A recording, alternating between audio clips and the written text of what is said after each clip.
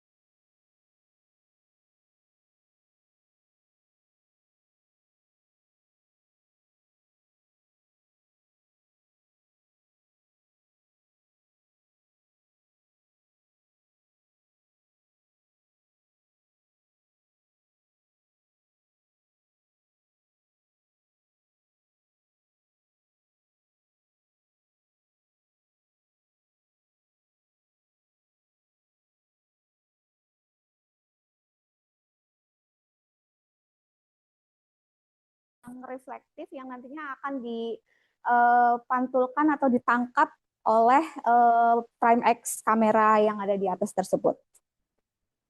Nah, untuk variabel yang saya teliti adalah ankle kinematic yang dilihat dari initial contact, maximum depth dorsiflexion, maximum plantar flexion, range of motion, dan juga foot progression angle bersama dengan lihat age, sex, weight, height, dan juga BMI-nya. Untuk statistical analysis-nya menggunakan SPSS, dilakukan normality data menggunakan Saviro-Wilk, dan untuk comparison-nya, untuk differential test-nya using independent t-test untuk data yang terdistribusi normal, dan Mann-Whitney untuk data yang tidak terdistribusi normal. Berikut hasil dari penelitian saya. Untuk 32 data partisipan yang masuk dalam analisis ini terbagi menjadi 16 anak dengan flexible flat foot dan juga 16 anak dengan arkus normal.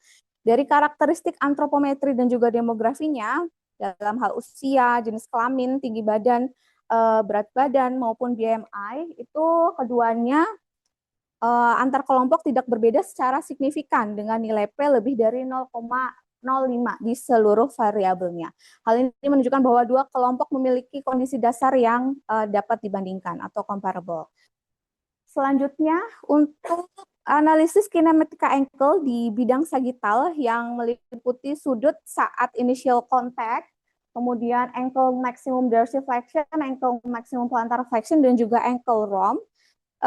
Di sini juga tidak ditemukan perbedaan yang bermakna secara statistik antar kelompok dengan nilai P itu semuanya di atas 0,05. Selanjutnya, saya lakukan analisis effect size untuk menunjukkan seberapa besar perbedaannya. Ternyata memang nilainya itu kecil untuk seluruh parameter, yaitu untuk semua initial, maksimum, dan juga range-nya itu effect size-nya kurang dari 0,2, sehingga interpretasinya dia small effect size, atau perbedaan antar kelompoknya ini sangat minimal. Untuk variabel selanjutnya, foot progression angle, jadi berbeda dengan hasil pada bidang sagittal sebelumnya, parameter foot progression angle ini menunjukkan perbedaan yang sangat bermakna. Kita bisa lihat hasil p-value-nya itu di antara tiga parameter yang saya cek itu ketiganya kurang dari 0,001. Namun demikian range of motion-nya ini hasilnya itu tidak berbeda signifikan dengan p-value-nya lebih dari 0,05.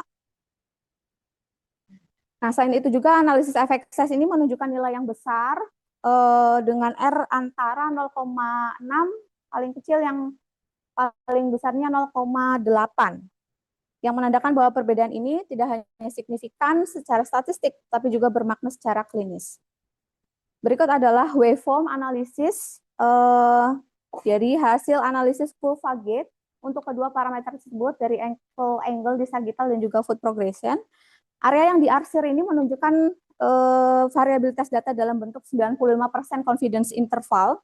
Dan dari hasil analisis waveform ini sepanjang seluruh siklus gate menunjukkan bahwa pola ankle pada bidang sagittal ini hampir identik antara kedua kelompok. Bisa kita lihat pada kurva ini cenderung tumpang tindih atau overlapping. Sedangkan pada parameter foot progression terlihat adanya pergeseran kurva yang secara konsisten ini dia lebih tinggi di atas kelompok yang normal, ya, dengan perbedaan yang bermakna secara statistik P-nya kurang dari 0,001. Hal ini menunjukkan bahwa perubahan yang terjadi bukan pada pola gerakan atau motion-nya, melainkan pada posisi baseline atau alignment kaki yang bergeser secara konsisten selama berjalan. Selanjutnya, pada tabel ini untuk hasil dari waveform analysis yang menggambarkan perbandingan antara kedua kelompok sepanjang seluruh siklus gate dari 0 hingga 100%. Jadi saya mau cek dari 100% siklus gate itu apakah ada fase tertentu, ada misalnya berapa persen dari siklus gate yang ditemukan perbedaan. Nah, dari parameter ankle angle semuanya itu nggak ada yang signifikan, baik itu 0%, 3%, dan seluruhnya. Namun pada foot progression, seluruh siklusnya ternyata berbeda bermakna. Nah, sebagai diskusi, dari total 32 sampel atau data partisipan yang masuk dalam analisis, semuanya berdasarkan demografi dan juga antropometri itu tidak ada yang berbeda signifikan. Jadi baik itu umur, umur, jenis kelamin, berat badan, tinggi badan, dan BMI semuanya itu tidak berbeda secara statistik, sehingga kedua kelompok ini dapat dikatakan dia well match pada baseline, jadi tidak ada faktor demografis ataupun antropometrik yang menjadi faktor perancu, atau bisa dianggap kedua kelompok tersebut comparable, bisa dibandingkan. Selanjutnya, penelitian ini menunjukkan bahwa ankle motion di bidang sagittal ini tetap terjaga pada anak dengan flexible flat foot, baik itu dari initial contact, maximum dorsiflexion, maximum plantar flexion, dan range of motion-nya itu semuanya p-value-nya lebih dari 0,05 dan effect size-nya itu kurang dari 0,2.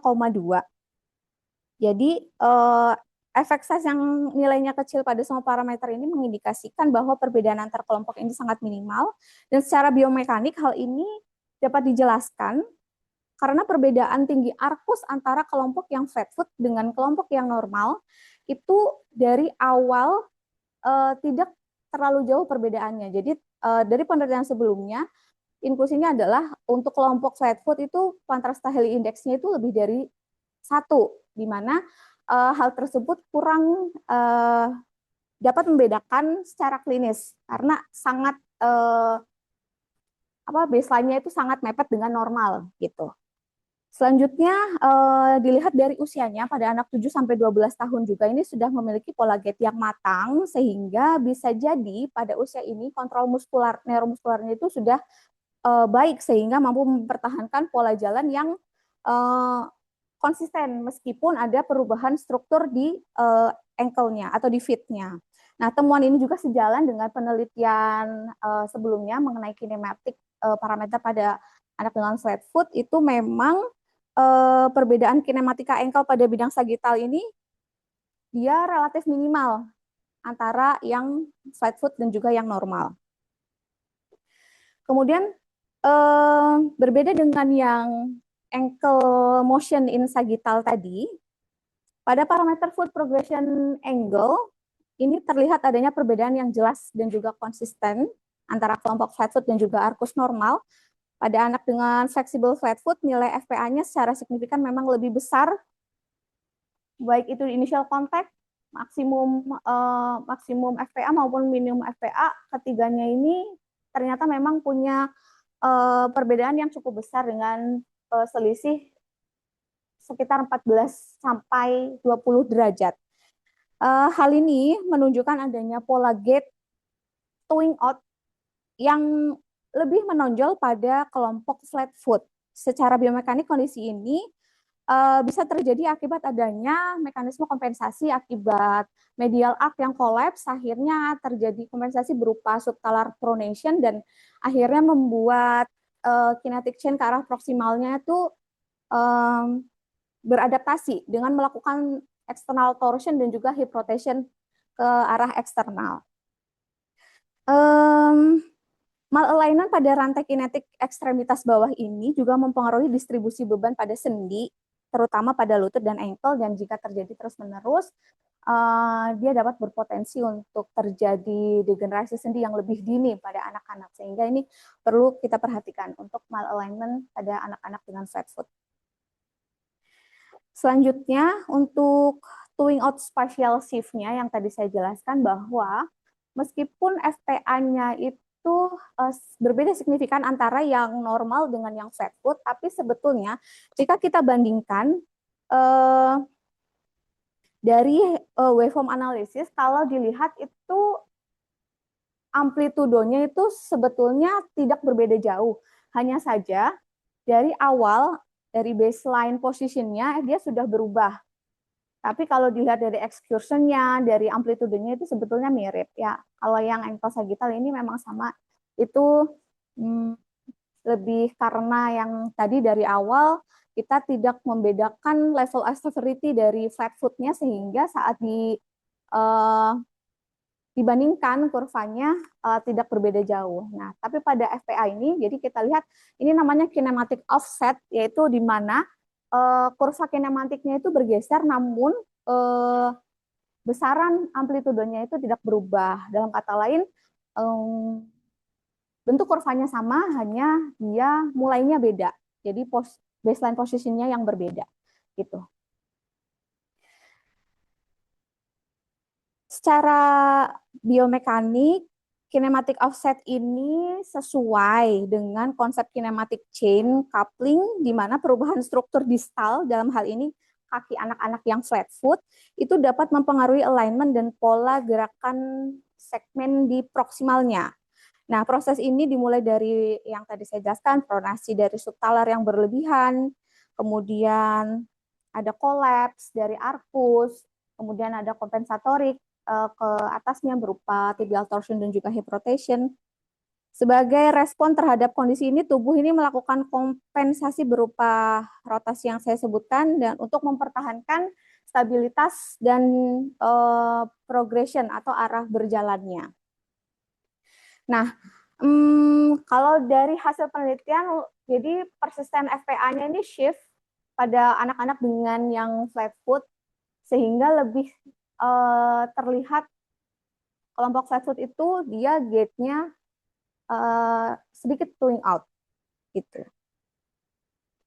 Nah, dari sisi klinis temuan ini menjadi penting karena kita dapat melihat bahwa adaptasi yang terjadi pada anak-anak dengan flat foot itu ternyata bukan di motion-nya, tapi di alignment-nya gitu. Jadi kalau kita lihat motion-nya, range of motion dan lain sebagainya itu normal, maka sebaiknya ke depannya untuk intervensi pada anak-anak flat foot itu lebih approach-nya ke arah alignment correction ya.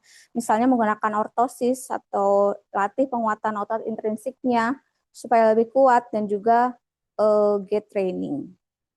Nah, penelitian ini memiliki beberapa keterbatasan yang perlu diperhatikan. Yang pertama, karena menggunakan data sekunder, jadi jumlah sampelnya itu relatif terbatas. Kita punya hanya segitu, dan ini mungkin dapat mempengaruhi hasil ya. Jadi tidak bisa digeneralisasi.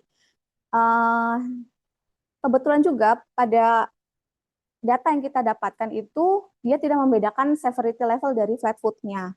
Yang mungkin itu akan punya pengaruh yang lain juga terhadap alignment maupun joint motion-nya.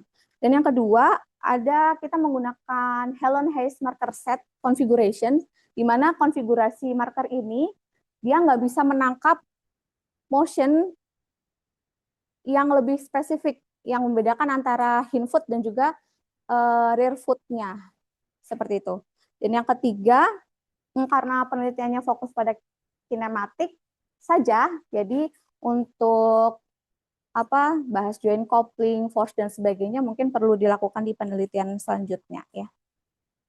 Nah, sebagai penutup, kesimpulan penelitian ini menunjukkan bahwa pada anak usia 7 sampai 12 tahun dengan flexible flat foot itu tidak terdapat perubahan pada gerakan ankle di bidang sagittal, baik pada dorsiflexion maupun plantar flexion, namun ditemukan perubahan yang bermakna pada foot progression angle, di mana anak dengan flat foot menunjukkan pola towing out gait yang konsisten.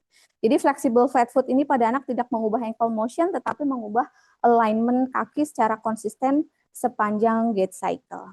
Berikut adalah gambaran saat calibration. Ya, terima kasih.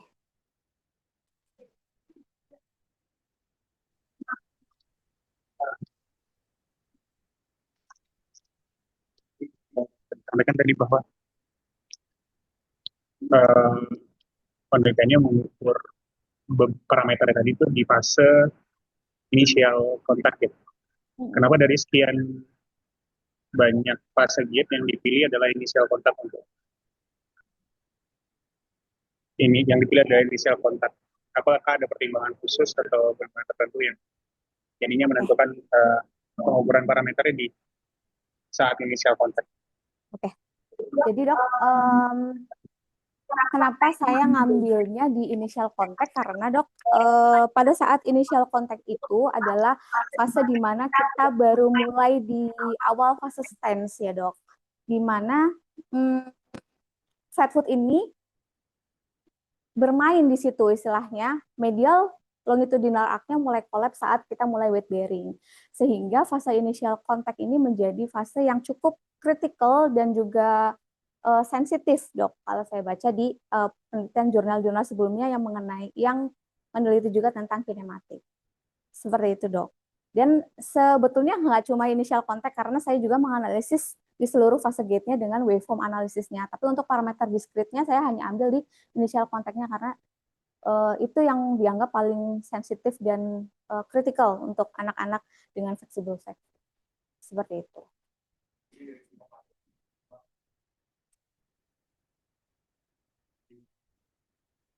Iya, begitu dok.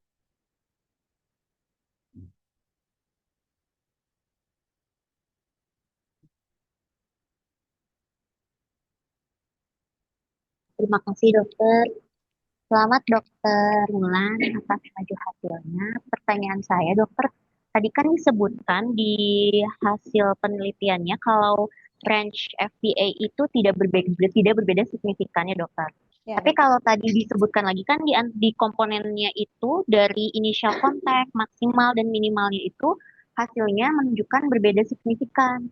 Nah, boleh dijelaskan dokter, bisa dijelaskan nggak dok kenapa kalau yang FPA-nya itu tidak berbeda signifikan, tapi komponen masing-masing di dalam itu justru berbeda signifikan. Terima kasih ya. dokter.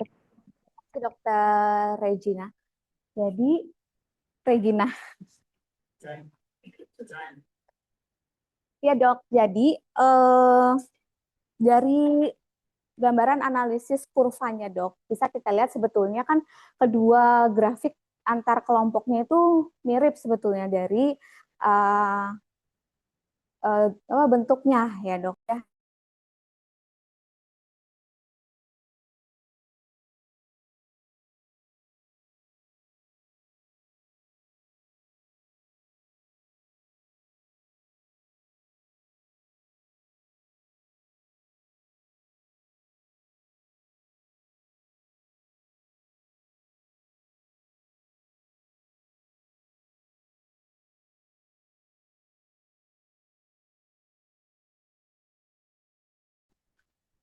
Jadi kalau minimum minimum minimum SPA-nya berubah, pasti berubah dok, karena dia ngegeser ke lebih atas. Maksimumnya berubah juga pasti berubah karena dia ngegeser paling atas dok.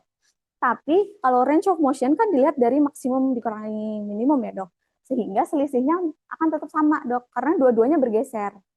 Begitu. Sehingga saat kita cek range of motion-nya untuk FPA, itu dia nggak beda signifikan.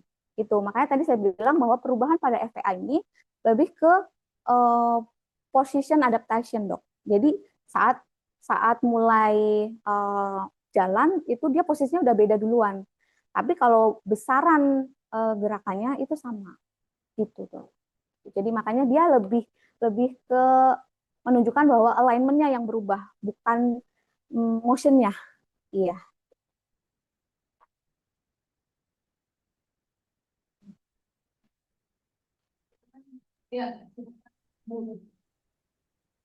Terima kasih dokter Wulan atas presentasinya dan selamat juga untuk maju hasilnya. Nggak ada suaranya. Dokter, saya mau bertanya, tadi juga kan betul sudah di mention-nya mengenai alignment dan motion problem. Namun dok, sebetulnya apa kepentingannya dan seberapa pentingnyakah untuk membedakan antara alignment dan motion problem pada anak-anak dengan flat foot gitu? Terima kasih dokter Terima kasih Indah. dokter Indah. Jadi kepentingannya, kenapa kita harus harus tahu tahu ini tuh ini tuh patologinya di patologinya di alignment alignment atau atau di di motion motion karena karena itu nanti berhubungan dengan tata laksana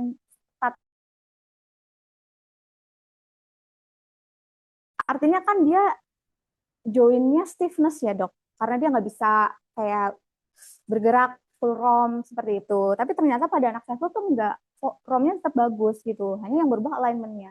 Maka dari itu pendekatan intervensinya itu lebih ke alignment correction dok, bisa pakai ortosis atau kalau memang dia asimptomatik kita bisa kayak karena kita tahu ternyata alignment yang berubah sehingga otot-otot intrinsiknya jadi lemah dan sebagainya, mudah fatigue. Biasanya anak-anak satu tuh keluhannya pegel gitu ya dok.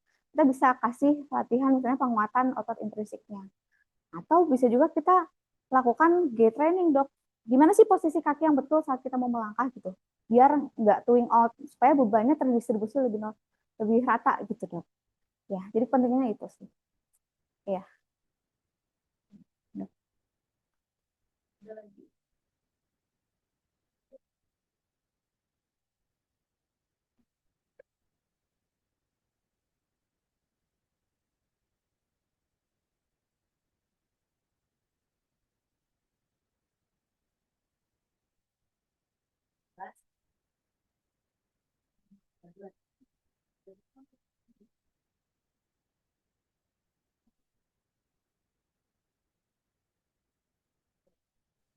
Jadi mau saya ditaruh ini jadi setup.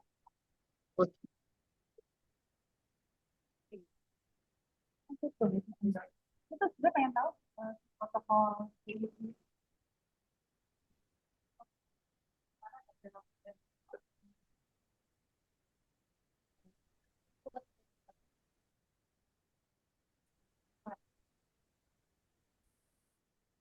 Potong ya, Dok. Jadi marker konfigurasi marker untuk yang Helen Hayes, Dok, itu dia pakai 19 marker di setiap tungkai, ya, Dok. Bentar. Nah, iya, Dok, satu tungkai. Dia lihat sampai itu. Iya, betul, Dok. Sampai hip. Jadi, Kamu kemarin iya. potong ya. Oke, oke, baik. Iya. Iya, betul, Dok. Iya. Apa yang terjadi di kaki, baik di memotret teks. SPA-nya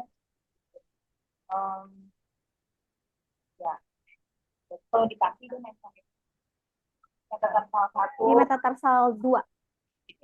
Iya, Dok. Sama di malleolus. Oh, itu malleolus. Iya.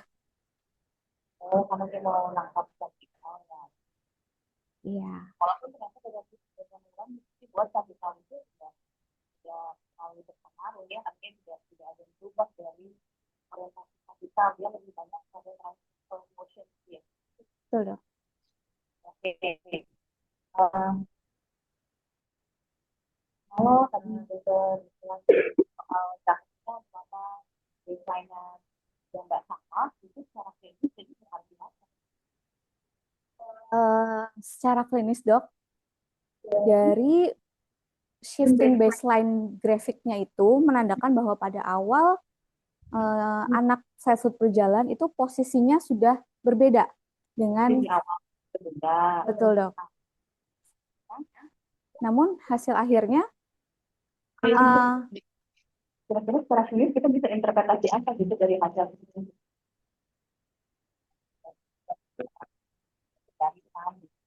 Kalau kita lihat grafiknya bahwa dia memulai dari angka yang berbeda, angka yang berbedanya lumayan jauh ya. ya, Dok, 15 sampai 20. Artinya dalam keadaan statik dia berbeda gitu. Betul, Dok. Dalam keadaan statik dia berbeda. Grafik ini dia permulaan desainnya berbeda gitu. Iya. Artinya secara klinis apakah dari dokter yang aktif harus menginterpretasi melakukan kekerasan terhadap ini atau melihat bahwa hasil akhirnya ternyata amplitude sama aja gitu. Paham ya? Iya, paham, Dok. Coba jelaskan dulu ya, Dok. Jadi, Dok, dari hasil analisis foot progression angle, kita lihat pada fase initial contact, itu tuh anak flat foot dia ada sekitar 9 derajat foot progression angle-nya, itu min-nya ya, Dok. Nah, sedangkan yang normal arcus dia min 5, artinya dia sedikit into wing, Dok. Yang normal arcus. Sehingga, tapi hasil foot progression sekian sebetulnya belum bisa kita anggap dia patologis. Ya, Dok, karena secara normal foot progression angle itu sekitar min 5 sampai 10 derajat gitu, Dok. Nah, tapi perubahan alignment tersebut itu perlu menjadi atensi kita karena kedepannya mungkin akan terjadi musculoskeletal injury akibat distribusi beban yang tidak rata, Dok, akibat mekanisme kompensasi yang tibial torsion dan juga hip rotation-nya, Dok. Seperti itu. Tapi kalau dilihat sebetulnya range STA-nya itu masih dalam batas normal. Hanya kalau yang normal dia sedikit twing in dan yang flat foot dia sedikit twing out. Seperti itu. Oh, ini dinormalisasi sih di grafik ini nih. Maksudnya disatuin. Ini mah karena dia bermula dari hasil awal yang berbeda. Iya, Dok. Kita satukan maksudnya di apa sih namanya? Dari baseline-nya itu apakah dia bisa kemudian itu tuh sebenarnya sama atau enggak si force ini apa sih 20 itu artinya 20 dan 40 itu Kan ini gate cycle 0, 10, 20, 30, 40, 60. Oh, di grafik. Ini ada 0, 24. 20, 40 itu apa ya? Itu sudutnya, Dok. Range of motion. Iya, Oke, sudutnya ke kalau dia bergeser, apakah peak range of motion dalam siklus di sini, nah itu sama gitu. Walaupun grafiknya tendensinya sama, tapi apakah nilainya sama gitu kalau kita ini beda ya. Tetap bahwa si threshold dalam peaknya itu tetap lebih tinggi dibandingkan anak yang normal gitu. baik, Dok. Kalau dilihat satu-satu untuk maksimum food progression-nya itu memang jauh, Dok. Yang flat food itu sampai 27, sedangkan yang normal dia cuma 7, Dok. Makanya kalau dibandingkan antar kelompok itu bedanya signifikan. Kalau 7 dari 5 itu minus 5 itu masih kecil itu naik atau nol? Minus 5 itu dia uh, shiftingnya ke kiri, Dok, dari arah progressionnya, Dok. Jadi kalau ada, Dok, ini, Dok. Jadi FPA itu kan sudut antara arah kaki dan juga arah berjalan. Jadi saat FPA-nya besar, artinya sudutnya itu lebih besar. Ya, kita mengingat bahwa baseline-nya nggak sama gitu. Kalau tadi kalau ngomong 25 kan dari 9, kalau itu dari 7 itu dari 5 di awalannya. Kalau ini kalau kita lihat dari 0, dari min 5 sama min 5 sama itu maksudnya. Min 5 itu kan nanti di bawah 0 kan.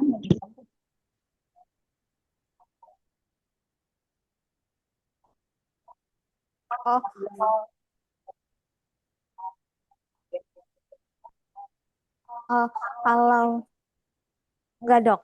Jadi min 5 itu bukan di bawah 0, Dok. Oh ya. Minus di sini karena dia diambilnya adalah satu siklus sehingga dorsifleksi dan juga plantar fleksi itu di record dalam kurva yang sama. Sehingga kapan kita sebut dia negatif itu saat dia baseline-nya ke kiri, Dok, shifting-nya ke kiri dari normal. Ya, jadi kalau foot progression angle-nya negatif, berarti dia ke arah twing in, Dok. Gitu. Iya, betul. Bukan, arahnya, Dok.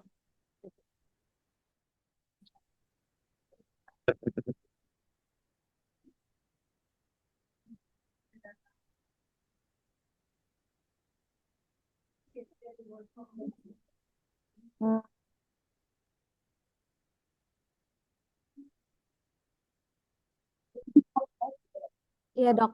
Kalau ini kan ada yang di bawah 0, Dok, itu untuk yang kelompok normal. Nah, kelompok normal 0, ya begitu, Dok, maksudnya. Cenderung twing in.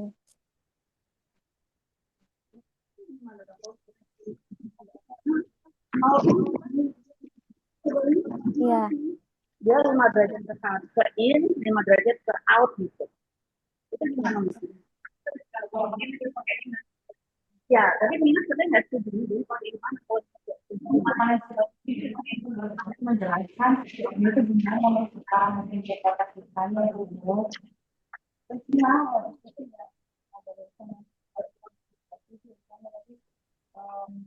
Kalau membangkang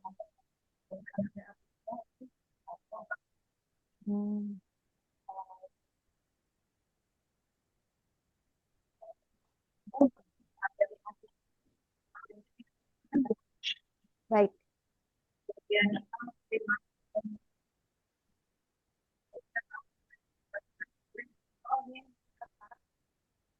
Iya, Dok.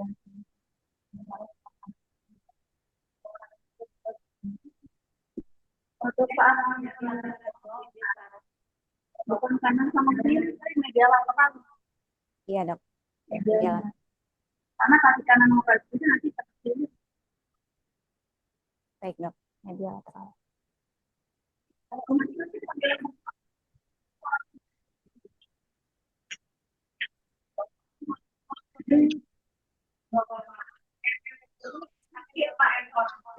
orang, Dok. Iya. Jadi, Dok, data yang diekstrak, Dok, itu sesungguhnya sangat banyak. Dan dari sekian banyak trial yang dilakukan, mesin itu akan mengambil data yang paling bagus, Dok, dari softwarenya. Nah, data tersebut baru selanjutnya akan interpolasi, Dok, dari yang tadinya fase gate-nya itu kita bisa lihat 0, 0,2, 0,6 sekian, terus kita simplifikasi menjadi 0%, 1, 2%, 3%, 4%, dan sebagainya. Jadi sebetulnya data itu sudah dua-duanya, Dok. Iya. Iya, satu orang. Iya.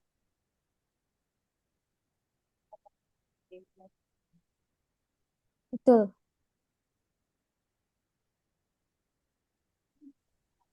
Keterangan yang Dok. ada Iya, Dok. berarti ini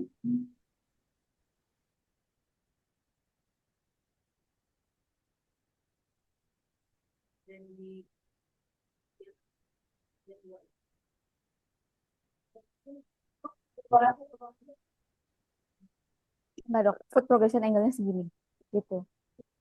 kalau dia menghasilkan sensor kan, oh ya betul bahwa out dari posisi ini terhadap 0 ini kan terhadap 1, 2. Iya, Dok. Jadi kalau mesin OptiTrack itu, Dok, dia nge-capture motion-nya, lalu langsung masuk ke software-nya, dan di software itu langsung dikalkulasi, Dok. Jadi keluarannya ada 9 parameter. Ya, untuk di ankle itu ada 2, foot progression sama ankle motion di sagittal. Nah, jadi kita nggak bisa lihat. Itu diambil dari posisi di metode yang ada di metode antara metode 1, 2 terhadap video atau bukan? Oke, sebenarnya satukanlah si progression angle itu dalam nilainya itu, karena itu kan bukan sagittal ya, itu kan transversal tuh kalau dia ngomong antara sama apakah itu, dan walaupun dipotong dari situ bisa menunjukkan bahwa ini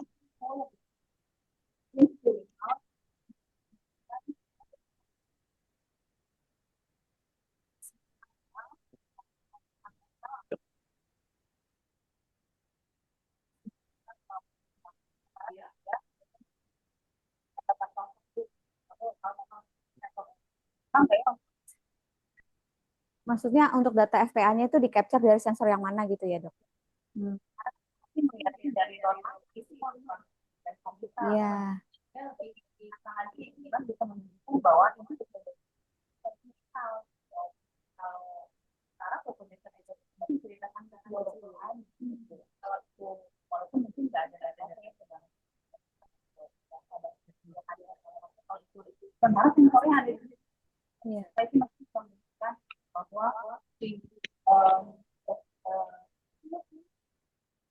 plasman sosial orange itu betul semua itu swing out itu bisa dilakukan dari gerakan penilaian gitu. Iya. Sehingga bisa menunjukkan gitu bahwa mungkin ini keadaannya swing out, walaupun swing out itu dihasilkan dari gerakan berbagai sendi gitu. Nanti kita bisa lihat posisi terhadap, karena kan ulang dari cerita soal itu Iya. karena kalau kita ngomong condition itu kan pasti kan berarti cara soal skala ke bawah maksudnya supaya membahasakannya gitu karena hukum itu oke itu dijelaskan itu bahwa alat itu interpretation lari. Oh, iya, Dok. Jadi kalau pakai bahasa statistik, kan menilai perbedaan itu cuma dilihat p-value-nya lebih besar atau lebih kurang dari 0,05. Nah, ya itu untuk melihat. bisa menghasilkan itu. Iya. Nah, tapi jadi dari hasil p-value yang tidak signifikan pun bukan berarti tidak ada perbedaan. Iya, sehingga Maksudnya tendensi ke arah klinis walaupun p-value-nya nggak signifikan. Dari banyak hal termasuk jumlah sampel yang harusnya mencukupi. Sementara ini kan yang diambil nomor 19 terhadap apakah tendensinya ke arah bagus atau buruk ataupun bahasanya soal itu kan betul kan? iya, Nah, betul. Large ini maksudnya apa? Large itu artinya dia selain berbeda secara statistik, tapi dia juga bermakna secara klinis, begitu dok. Dalam arti, iya, iya dok. Jadi bermakna. Iya, jadi mungkin kayak gini ya. Secara cukup besar terhadap gambaran. Iya, gambaran klinisnya. Jadi kalau mungkin perumpamanya seperti misalnya obat penurun berat badan misalnya ya dok. Obat penurun berat badan ternyata dia ini aja. Nah itu. Iya dok. Efeknya besar, artinya perubahan pada food progression angle ke depannya mungkin akan menyebabkan kelainan klinis atau masalah secara fungsional ke depannya dok. Sedangkan efek size yang kecil artinya ke depannya walaupun dia berbeda, namun tidak akan bermakna secara klinis atau minimally efek gitu dok. Walaupun sebetulnya ada perbedaan, tapi dia tidak ada efeknya gitu. Oke, jadi progression ini harus dilihat oleh dokter-dokter sekalian dalam menangani pasien sakit gitu. Iya dok. Ya begitu dibahasakannya lebih jelas itu dijelaskan mungkin kan. Artinya apa sih secara interpretasi klinis? Kalau angka-angkanya kan nggak perlu diulang lagi, tapi argumentasinya itu apa secara klinis dan secara yang hasil risetnya dari hipotesis itu apa?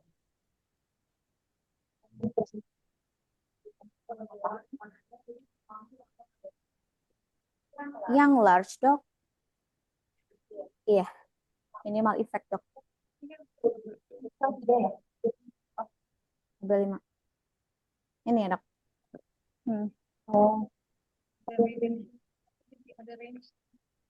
Karena yang tadi dok, karena kalau ngelihat range itu kan kita melihat selisih antara maksimum dan juga minimum. Nah, sedangkan kedua grafik itu dari amplitudenya sebetulnya mirip dok, sama. Tapi memang yang berbeda. Jadi initial contact baseline posisinya udah berbeda. Sehingga kalau dibandingin pun amplitudenya yang flat foot dengan yang normal itu akan sama, nggak beda jauh dok.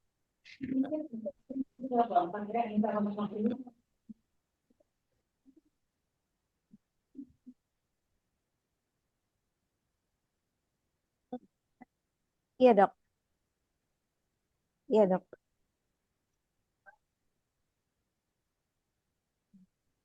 Iya dok. Jadi yang mungkin ini kak.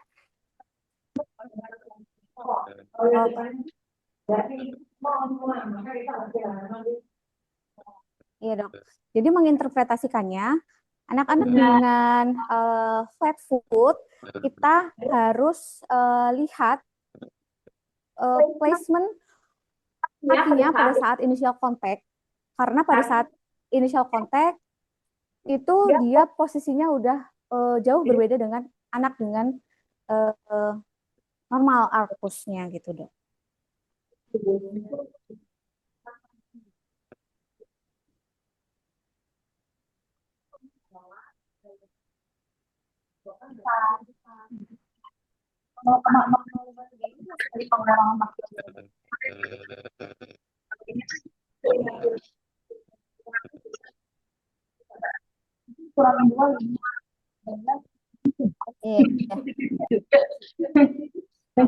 Jadi range-nya tuh masih sama dok ini dok.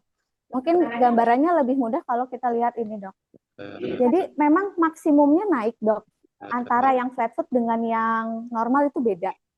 Maksimum yang normal itu cuma di sini, kalau yang flat foot di sini. Minimumnya juga berbeda. Minimum yang flat foot ada di sini, yang normal di sini. Tapi range-nya antar dua kelompoknya itu sebetulnya hampir sama, Dok. Kita normalisasi kan datanya itu yang saya tadi tanya. Oh, diimpetkan dinormalisasi datanya gitu. Jadi dianggap apakah dan juga. Kamu ngomongnya gitu tadi sebenarnya penjelasan yang kamu ngomongin tadi. Ini kan sebenarnya berbeda.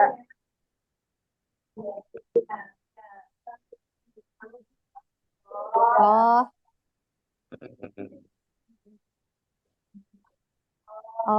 kalau didempetkan tanpa melihat initial position-nya ya, Dok, itu nggak akan berbeda jauh, Dok. Makanya disebutnya kinematic offset. Yang berubah adalah titik awalnya, tapi dari amplitudo, bentuk, dan sebagainya itu nggak berubah. Gitu. Oh, belum habis. Jadi range ini, apakah range ini yang perlu dinyatakan gitu? Saya maksudnya besar afirmasi dalam tabel ini sebenarnya kita atau memang nanti keterangannya sesuatu sehingga meyakinkan bahwa ini tidak berarti gitu. Itu sih sebenarnya maksudnya di tabel ini jadi bingung bacanya.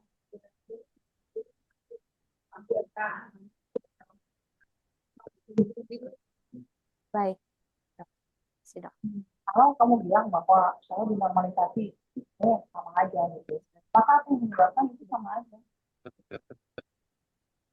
Padahal dia awalnya tidak mungkin ya, karena kami hanya bisa mengasumsikan, karena kami kan nggak ngambil data-data lain, termasuk data-data vaksinasi.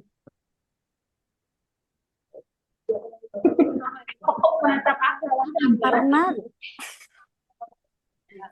iya. Kamu bilang amplitude sama aja. Sama, nih. Kenapa beda tapi amplitude sama aja nih? Karena, Dok, range of motion antara kelompok yang flat foot dan yang normal itu dihitung masing-masing. Ya, range of motion anak normal itu dihitung dari maksimum dikurangi minimum dari anak normal. Dan range of motion anak yang flat foot dihitung dari maksimum dan minimumnya anak flat foot. Nah, padahal keduanya range-nya itu sebetulnya sama, nggak berbeda jauh. Itu sehingga kalau kita bandingkan range dengan range, makanya akan sama. Gitu.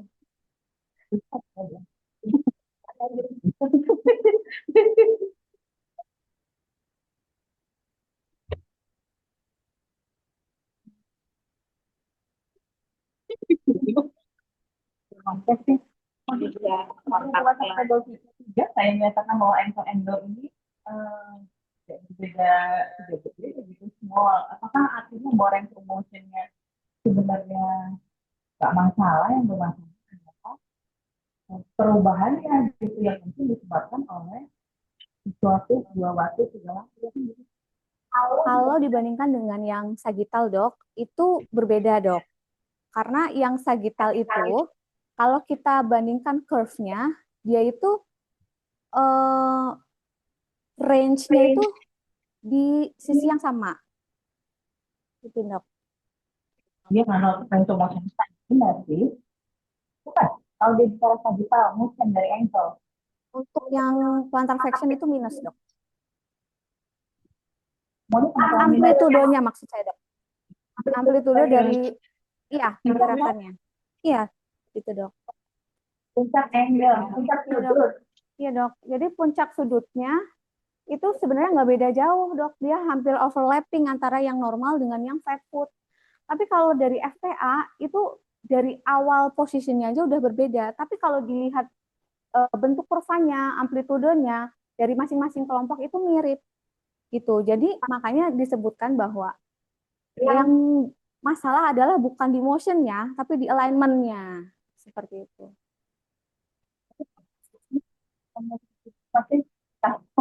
Kalau desainnya nggak, kalau masalahnya beda, ternyata hasil net akhirnya masalah.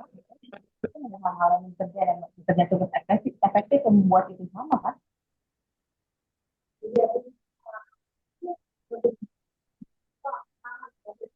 Enggak, Dok. Kalau menurut saya, Dok, dengan posisi baseline yang berbeda, dari awal itu anak itu waktu jalan kakinya udah twin out. Iya, tapi dalam waktu bergerak kan dia hasilnya ya, tapi tetap towing out selama fase gate gitu. Tapi yang mungkin harus dilihat adalah kompensasi genetiknya sebetulnya. Ya, genetik.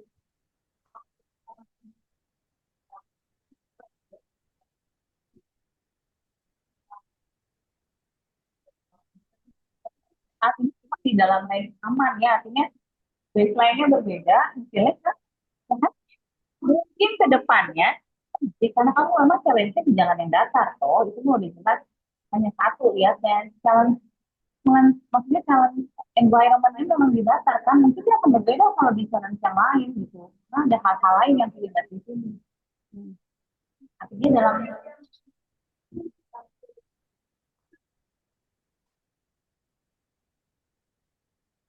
tapi artinya dia memahami gitu, sama masih datar-datar aja dan jarak tertentu. Iya. Walaupun kita pasti mungkin ada hal yang karena ngomongin lingkungan mah nggak bisa datar-datar aja. Pasti ada yang hal lain mungkin ngomongnya harus dari situ. Di uneven surface-nya mungkin dia akan berpengaruh gitu. So, Iya. even plastik baseline-nya berbeda, hasilnya bisa cukup baik gitu. Hasilnya cukup baik dari segi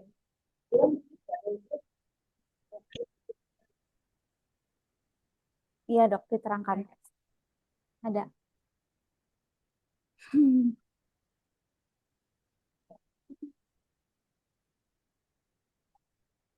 Ya, jadi kurang lebih sama ya. Jadi pertanyaan saya sih juga tujuan penelitian ini Tujuan dulu kan penelitian yang mau saya tanya udah banyak ditanyain gitu kan. Tapi supaya karena menurut saya ini jadi nggak inline gitu. Jadi tujuan penelitian ini apa? mengetahui apakah terdapat perbedaan parameter kinematik ankle pada anak flat foot dan normal arm.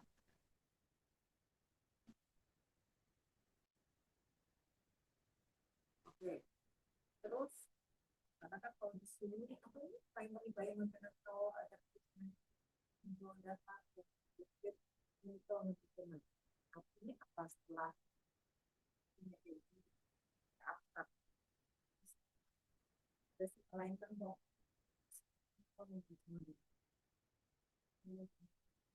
Iya dok, jadi karena setelah kita lihat ternyata masalahnya itu lebih ke alignment bukan motion, sehingga untuk pendekatan klinisnya untuk tata laksana flat foot yang asimptomatik itu lebih ke alignment correction dok, seperti penggunaan ortosis atau gait training, pakai medial arch support seperti itu dok, bukan untuk mobility-nya, maksudnya bukan untuk joint mobility-nya gitu dok. Gait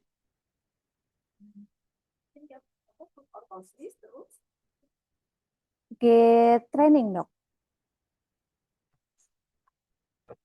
Ini baru melihat dari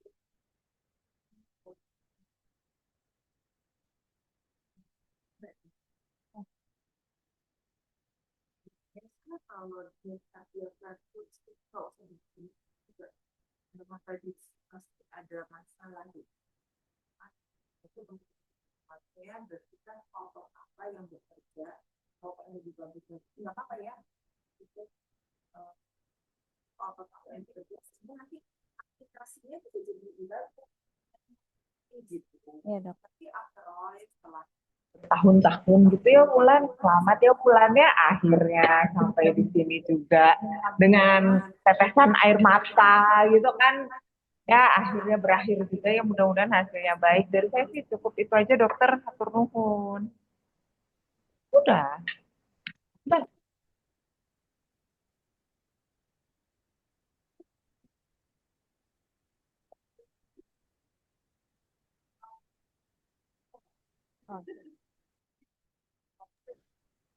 Efek size-nya dihilangkan. Bukan efek size tetap ada, cuman Wulan, maksudnya tadi lah kepentingan klinisnya apa dengan mengeluarkan range gitu.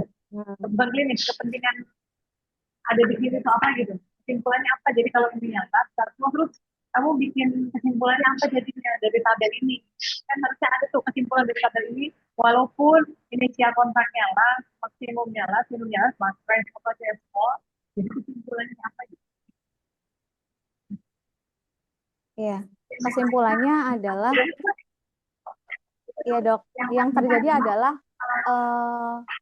adaptasi posisinya dok. Iya, bukan motionnya.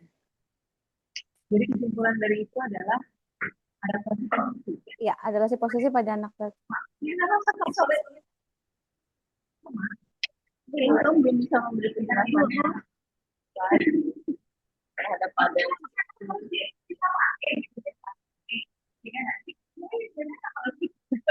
udah jelas dari awal udah beda kan sama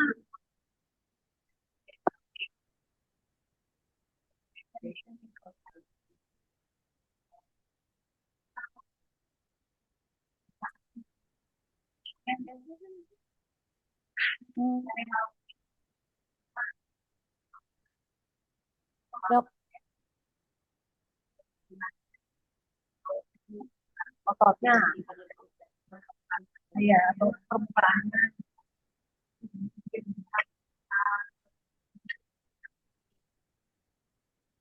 Iya dok. Iya dok.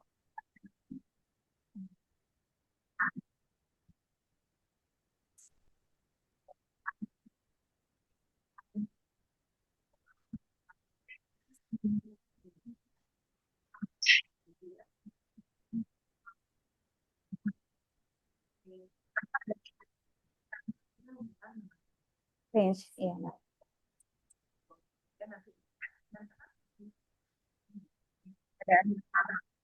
Saya nggak tahu jadi dibagi karena bahwa ini ada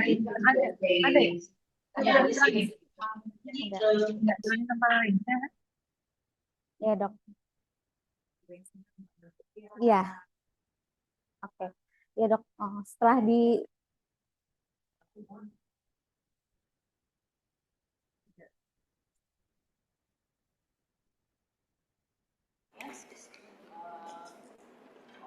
kalau melihat ini lagi loh, itu tidak segarisan itu terjadi di awal, tapi hasilnya kita masih oke aja sih.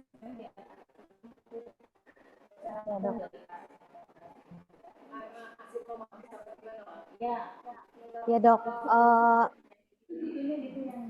Iya, ya dok. Jadi memang partisipan yang diikut sertakan adalah flat food yang asimptomatik, dokter. Dengan dari awal itu inklusinya adalah Stahili indeksnya lebih dari 1. Jadi dari situ sebetulnya itu terlalu mepet untuk kita bandingkan karena baseline normal dan yang fat food itu terlalu ya sedikit. Seperti itu dok. Namun dok kalau misalkan mungkin range-nya itu jadi saya kepikiran juga kayaknya nggak usah dibandingkan. Tapi kalau kita lihat dari maksimum food progression-nya dok, ternyata yang flat food itu bisa sampai 27 derajat, which is itu sebenarnya udah nggak fisiologis lagi gitu. Jadi temuan ini menurut saya masih cukup penting dok gitu. Terlepas dari range-nya mungkin, iya, iya, betul, iya. Kita dan mau bikin range itu apa?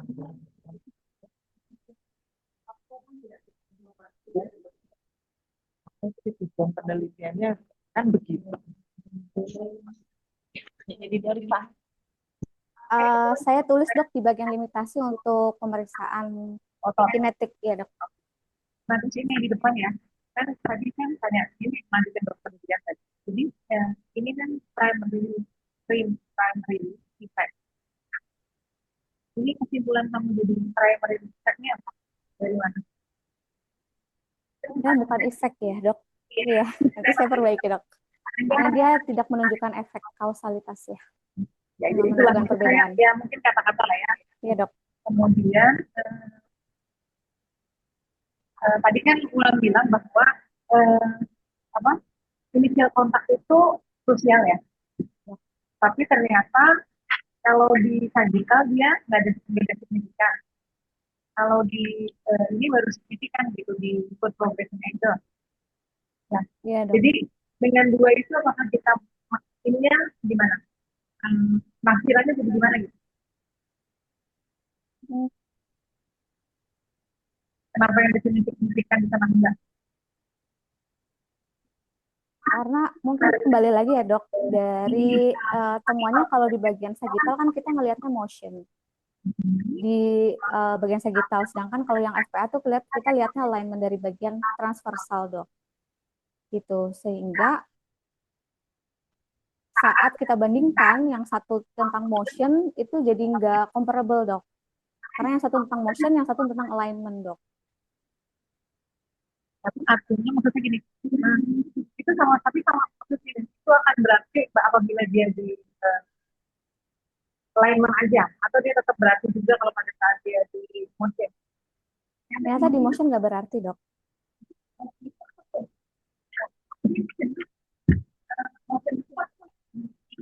Iya, joint mobility.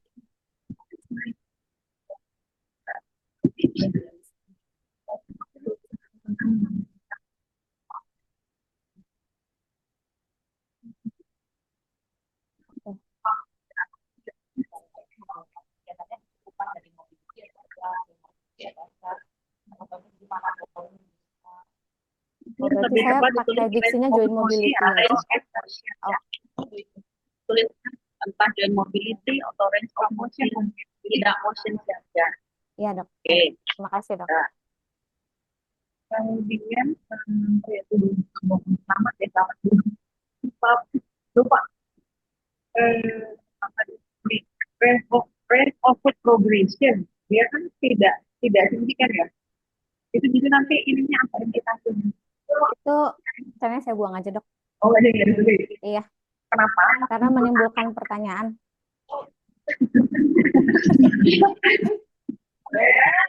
Jangan nah itu ada artinya nggak lagi? Ada artinya nggak? Menurut kamu ada artinya nggak?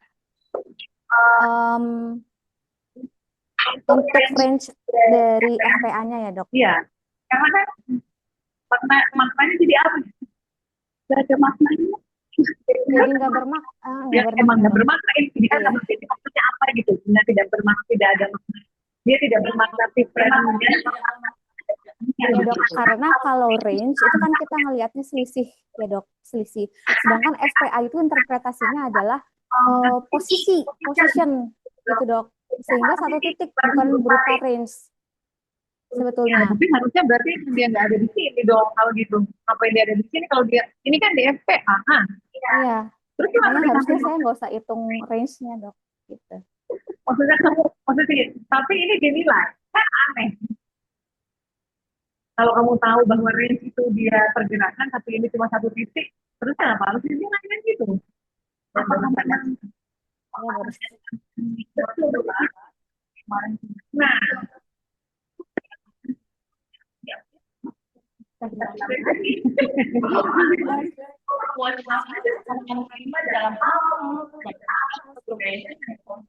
tadi mobility masih bagus gitu, tapi dalam hal lain mungkin kita nggak punya data. Iya dok. Jadi lebih untuk kita atensi ya dok ya. Nggak tahu saya. Kita masih tidak dia baseline statusnya udah berbeda gitu, karena kan tidak ada yang lain yang kita pertemukan secara data ini apakah reaksi itu kan efeknya small gitu, artinya dia tidak apa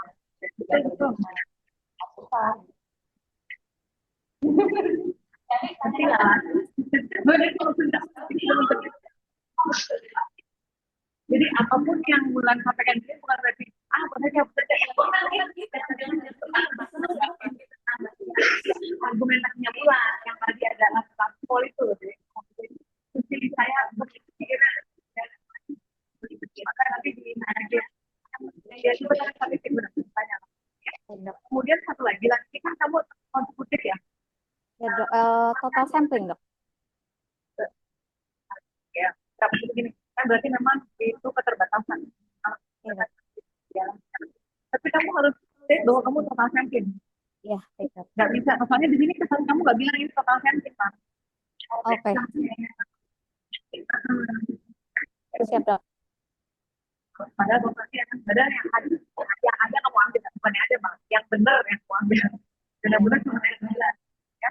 Nah itu harus dimasukin mas. Baik dok. dilimitasi ya. Ya, Dok. Oh ya, generalisasi udah. Mengenai data klinis, ini kan kamu nggak masukin data klinis ya? Tentang ini Enggak, Dok. itu, oh tapi kamu masukin bilangnya apa sih ini? Kinematik ya? Kinetik. Bilangnya. Yang berhubungan dengan ototnya itu kinetiknya, Dok.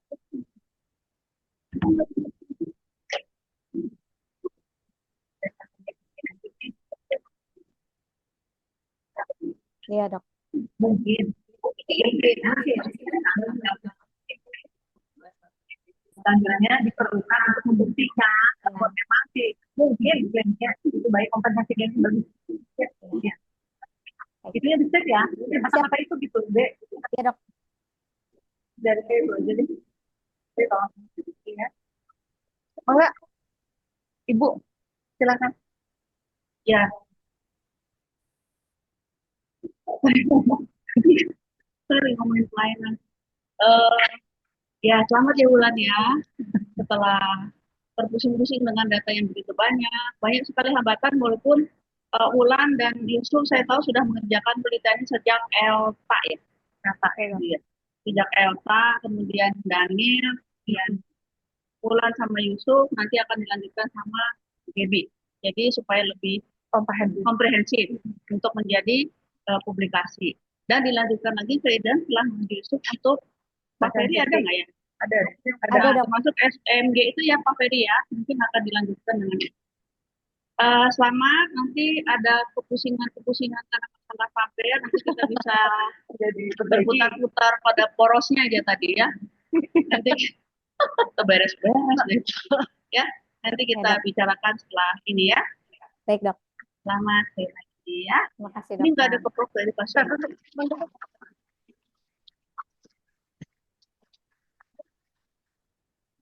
Ya, mengikuti aja. Selamat dengan segala proses perjuangannya. Terima kasih. Pak Ferry tadi menyampaikan, Dok, sedang ada akreditasi sehingga dia mau pasif aja di Zoom katanya, Dok. Iya.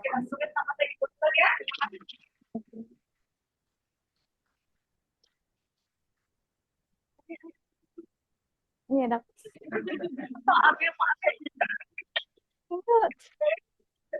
Alhamdulillah. Makasih ya, Dok. Terima kasih.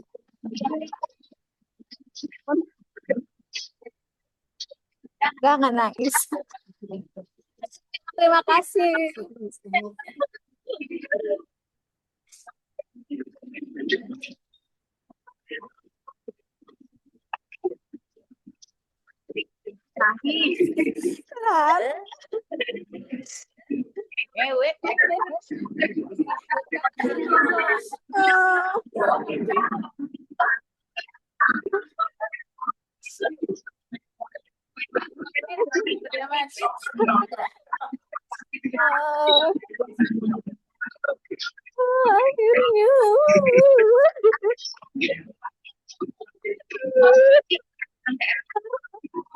Lalu lagi dilihat terus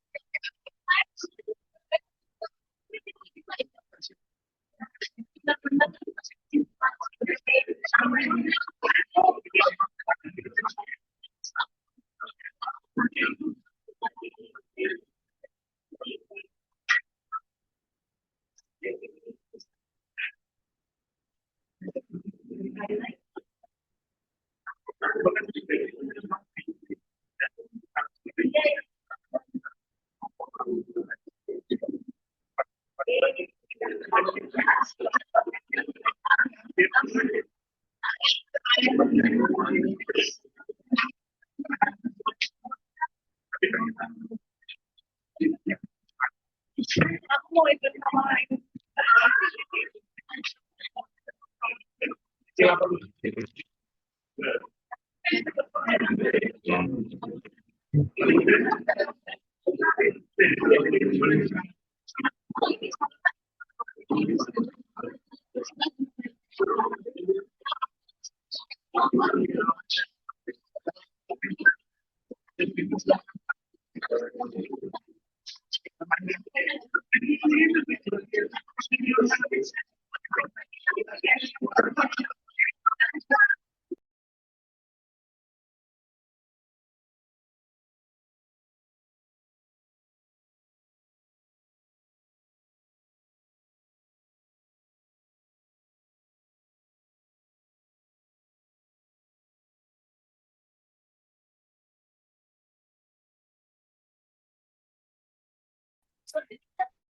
Untuk Akang Teteh, Zoom MH Dr. Wulan pada hari ini telah selesai. Bagi Akang Teteh yang ingin meninggalkan ruangan Zoom, dipersilahkan. Untuk Akang Teteh, topik Zoom MH Dr. Wulan pada hari ini telah selesai. Izin saya end meet, hatur nuhun.